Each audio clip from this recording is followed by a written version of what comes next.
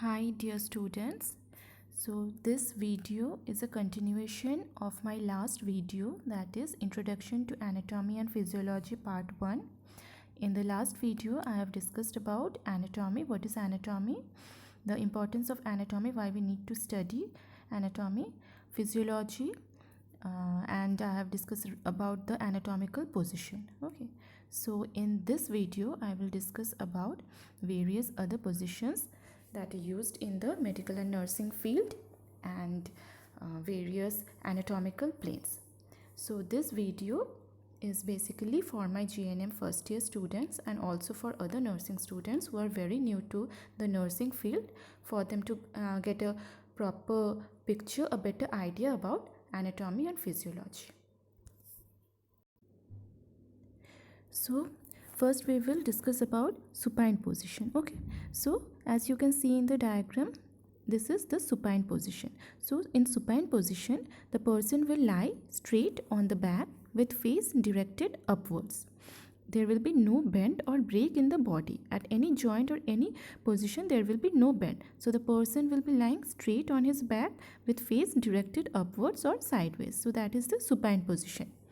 Next is the prone position. Prone position is the opposite of supine position. That is, the person will be lying on the abdomen. Okay, and the face may be directed downward or sideways, and there also will be no bend in at any joint of the body. So that is the prone position. The person will be lying on his abdomen. Next is the Fowler's position. As you can see in the diagram, Fowler's position is a type of sitting position and it is a standard patient position. That means it is basically used mainly for patients. It is commonly used for patients. Okay. So it is a standard patient position in which the patient is seated in a semi-sitting position. That is not sitting straight upright also, and it is a semi-sitting position. That is, the head of the bed will be raised to 45 to 60 degrees. So there are four types of Fowler's position. The first one is the low Fowler's position, in which the head of the bed will be raised to only 15 to 30 degree angle. Next is the semi-Fowler's position. This is mainly used in which the head of the bed will be raised to 30 to 45 degrees. Next is the standard Fowler's position, in which the head of the bed will be raised to 45 to 60 degrees. And the last one is the high or full Fowler's position, in which the head of the bed will be upright, totally straight. That is, the head of the bed will be at 90 degrees angle. So basically the semi-Fowler's, that is 30 to 45 degree, and the standard Fowler's, that is 45 to 60 degrees, is used. This position is basically used for patients having respiratory problems or respiratory disorders, the patient who are having difficulty in breathing, because this position gives better expansion to the lungs. It helps the lungs to expand properly, and hence the gas exchange can occur properly, and the respiration is, when the respiration is proper, the breathing problem reduces. So basically this position is given to all the patients, but mainly to patients having respiratory distress.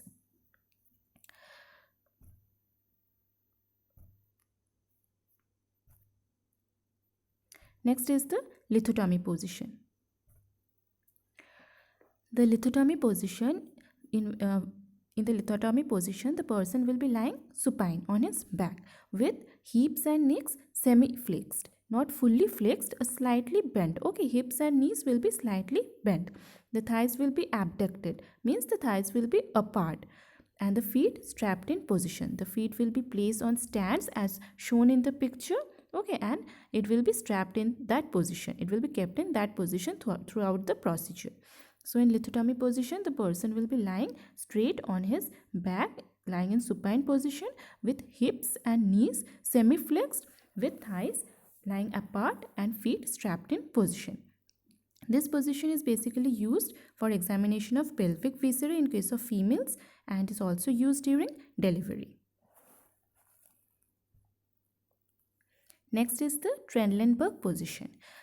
As you can see in the diagram, the person is lying supine on his back and on a flat surface, but the surface is inclined at an angle of 15 to 30 degrees with the feet elevated above the head. That means the feet will be higher than the head, and the person will be lying supine, in a supine position on his back, but the surface on which the person is lying, or the bed on which the person is lying, will be inclined at an angle of 15 to 30 degree with head downwards but legs raised above the level of the head.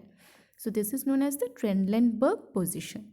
The Trendelenburg position is basically used in surgeries, especially surgery of the abdomen and genitourinary system, to provide the surgeon a better grasp of the organs and for better visualization.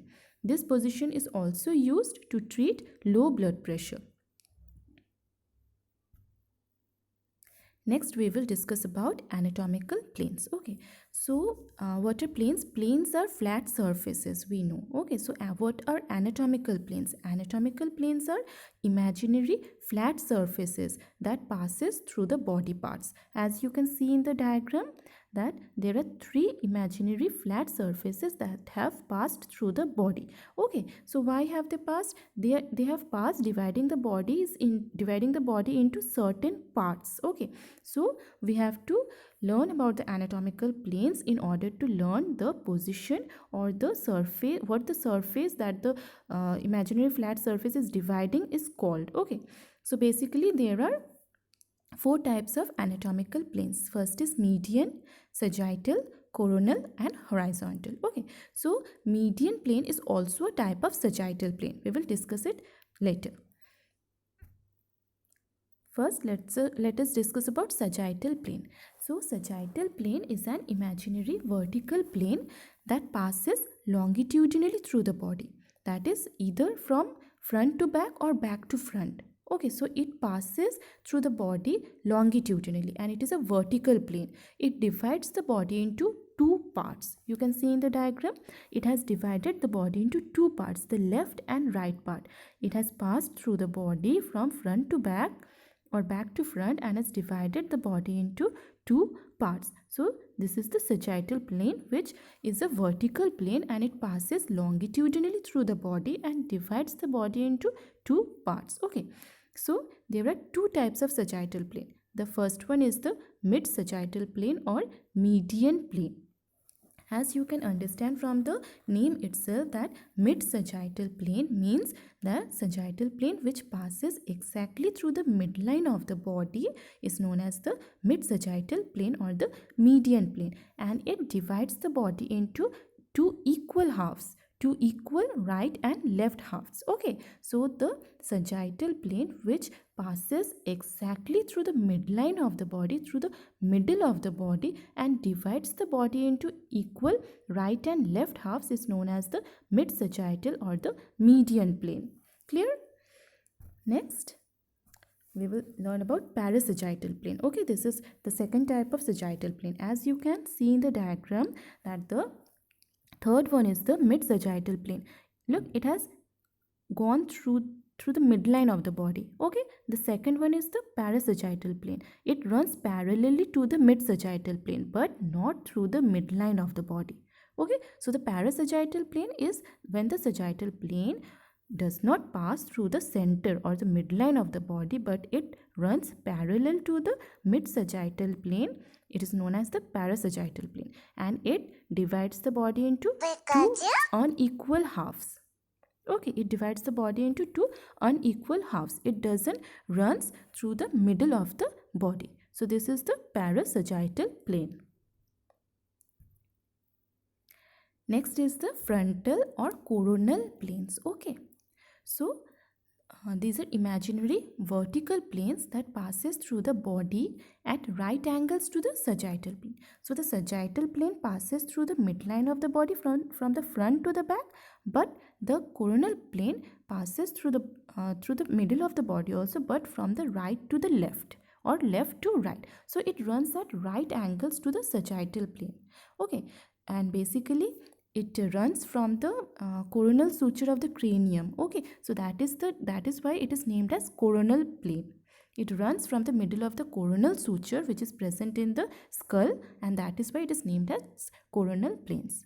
Okay, so it divides the body into two parts, that is the front portion and the back portion, and the front portion is known as the anterior part and the back portion is known as the posterior part. So the coronal plane or the frontal plane are imaginary vertical plane that passes through the body at right angles to the sagittal plane, and it divides the body into two parts.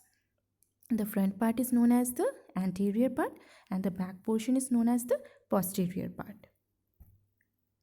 Next is the transverse or horizontal plane. This is also known as cross-sectional plane. Okay, so these are imaginary planes that passes through the body at right angles to both the sagittal and coronal plane. The sagittal and coronal plane were running longitudinally. Okay, but this transverse plane is running horizontally. So this transverse plane is at right angles to both the sagittal and the coronal plane. It also divides the body into two parts, and the portion above this transverse plane is known as the upper portion, that is the superior, and the portion or the parts lower below the transverse plane is known as the lower parts or the inferior parts. So the transverse or horizontal plane, or it is also known as the cross-sectional plane, runs at right angles to both the sagittal and the coronal planes, and it divides the body into superior, that is the upper part, and inferior, that is the lower parts. Clear? Next is the oblique plane. So as you can understand by the name that oblique plane means, oblique means slanting, something which is at an angle. Okay, so that is not straight but at an angle. So it also passes through the body at an angle between the transverse plane and either a sagittal or a frontal plane. Okay, so it also divides the body into two parts, but it runs at an angle between the transverse and either a sagittal or frontal plane. Okay, so it also divides the body into superior and inferior parts. Clear? So this was all about the anatomical planes. I hope you have understood. If there is any doubt, please contact me. Okay, we will also have a third part of this video in which I will be discussing about various movements. Okay, thank you all.